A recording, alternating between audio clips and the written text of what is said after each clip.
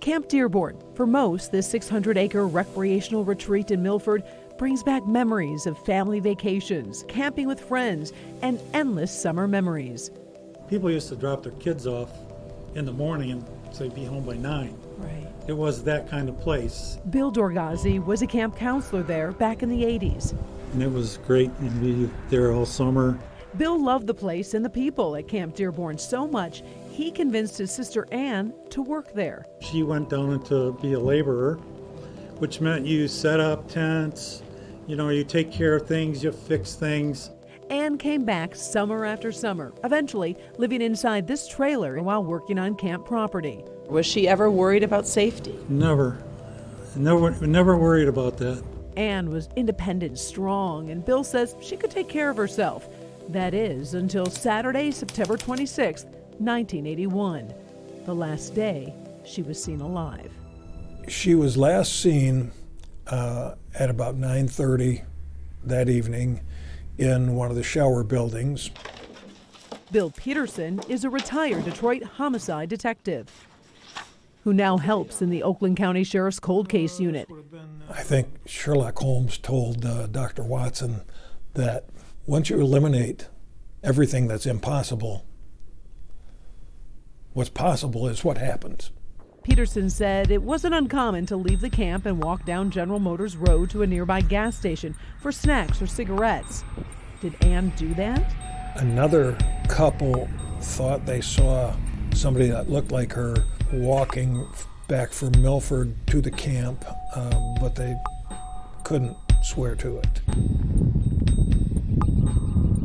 Days passed. No one heard from the 20-year-old. She wasn't scheduled to work, so no one was looking for her. Would you say that she had enemies? Nobody that I would call an enemy. But maybe some conflicted love interests. That's a definite possibility. Then 3 days after she was last seen alive, she was reported missing by a police officer who patrolled the camp as well as was friends with Anne. He reported that she was missing to the Milford police at about 10 o'clock on Tuesday morning. Timing, they say, is everything. At about 9:45, a young boy walking along General Motors Boulevard there saw a body near the road. Crime scene photos are too graphic to show.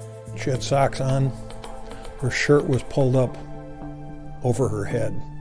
Her jeans and underpants were tossed on the ground near her body. That was it. Police noted her body was not dragged, instead was placed there. But when? The time? Yes. That morning? Why do you say that? It rained that night, early that morning. Had she been there longer, she would have been wet. Oh. She wasn't. Someone was probably not thinking about that. Probably not. And when you first get to the department, you hear about this case. You hear about the guys that worked on it originally. Detective Sergeant Scott Tarashevitz has investigated the case over the years. If someone wanted her dead, why would they want her body to be found? Because they have a sense of care for the individual. Early on, detectives zeroed in on a few camp workers. They were cleared. Then, an anonymous typewritten letter was sent to police about Anne's murder, with details police still can't share. And then a crazy twist. At the same time Anne went missing, a polygamous church cult happened to be gathering at the camp at the same time, which gave police a wealth of suspects to investigate. In the end, no arrests. As time goes on, technology evolves, and there are certain things that can be looked at again. Just because we didn't have that information before doesn't mean we can't have it now. Could old clues bring new answers thanks to a fresh set of eyes? That's what detectives are hoping. We intend to close it. Pretty confident? Yes. I was very angry for a long time. Anne's brother says his sister's murder crushed the family. They were never the same. No, I just think that it's refreshing that people haven't given up. Now he hopes 40 years later, they might get some answers. what really happened September of 1981 just outside of Camp Dearborn.